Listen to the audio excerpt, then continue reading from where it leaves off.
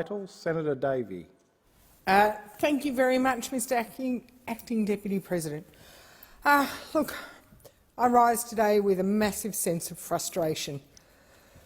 Throughout COVID, hundreds of families across regional and remote Australia commence each school term with a great sense of trepidation, not knowing whether the child they are sending off to boarding school or university will be caught on the wrong side of a border due to a sudden state lockdown.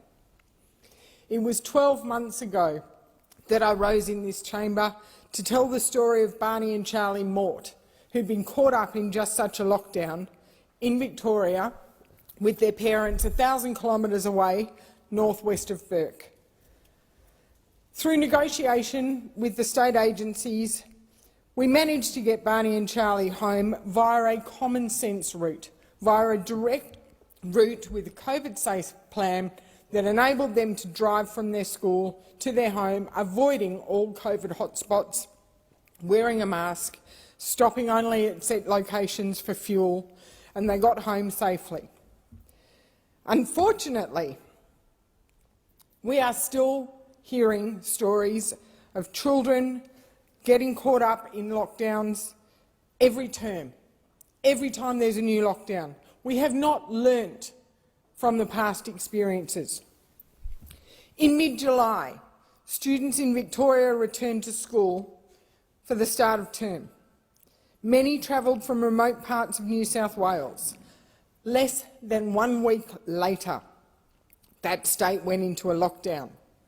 Some of those children were able to return home, others not. The schools did everything they could to support the students.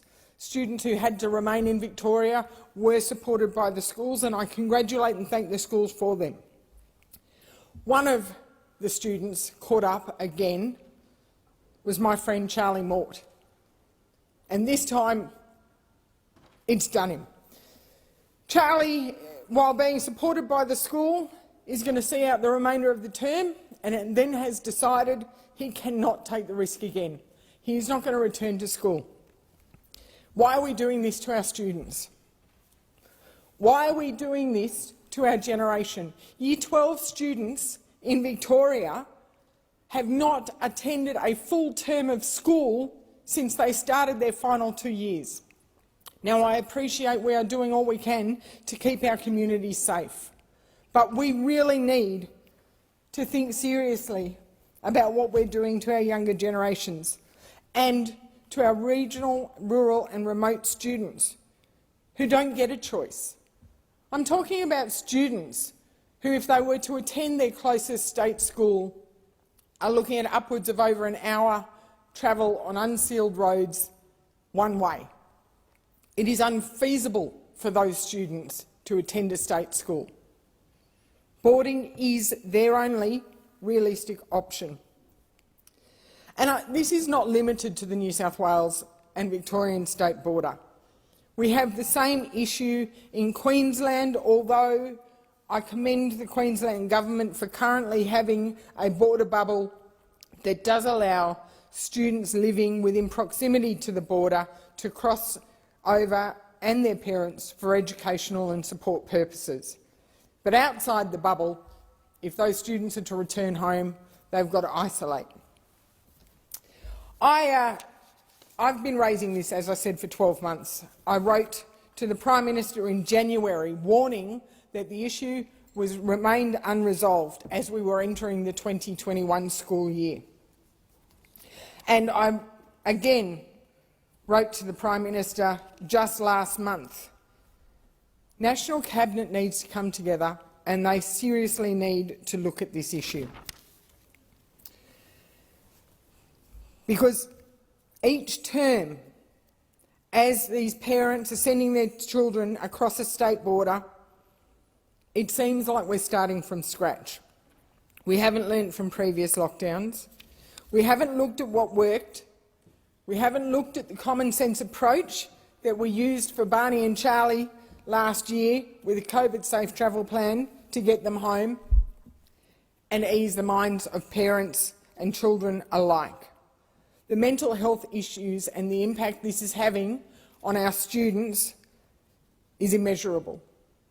I'm getting reports from parents of daily, weekly phone calls from their children expressing concern because of the uncertainty. The Isolated Children's Parents Association have done a lot of work in this area, and in November last year they provided a comprehensive submission to the government. That was the hope was that it would be implemented for January.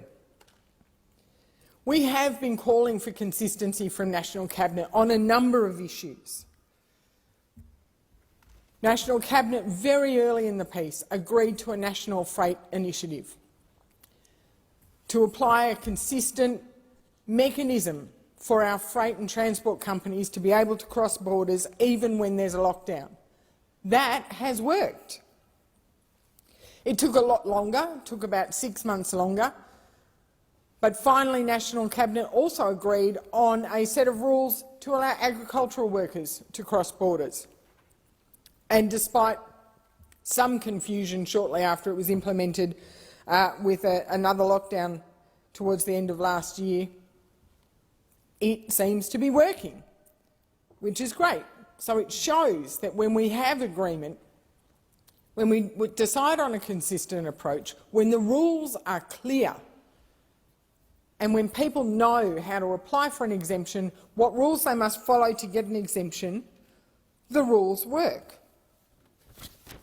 Unfortunately, despite calls from the Isolated Children's Parents Association, from the Australian Boarding Schools Association, from others, we have no such approach to boarding school students. Each term, students going from southwestern New South Wales into South Australia need to review the rules. Often they need to reapply for another exemption. Often they're being told they're not going to get an exemption. They have to go into isolation. In Victoria, the rules change weekly. We've had a border bubble between New South Wales and Victoria. The boundaries of that bubble have recently been adjusted. The reasons for travel within the bubble during the period of lockdown have also changed as recently as last night. There is no consistency in our rules. And I understand the angst that our families have when they're trying to work out what is best. They all want the best education opportunities for their children, but they all want their children to be safe and well mentally as well as physically. We can now see that until there is a sufficient level of vaccination and confidence in the community, the states will continue to rely on lockdowns as a mechanism to manage the virus in the community. And that is their right. But in the meantime, our rural, regional and remote students should not have to suffer the additional burdens when there are common sense approaches that we can use. We are not talking about sending students from hotspots to hotspots. We are talking about students who are actually happy to isolate on their home farms. Most of these students are farm kids. Most of the families are happy to comply with any COVID-safe travel plans that are put in place. So I implore National Cabinet to sit down and develop a consistent set of rules that can apply to interstate students, be they boarding school students, be they university students, because this impacts them across the board. I did have a suggestion sent to me via email from a constituent about National Cabinet. And in the email, this constituent said, after each National Cabinet, the Prime Minister comes out and extols about how well it's working, how robust discussions happen but consensus decisions are made. But then within hours, if not minutes, state premiers return to sniping backhanded comments to each other, create negative media stories and create their own rules. This is the problem that must be resolved. Thank you.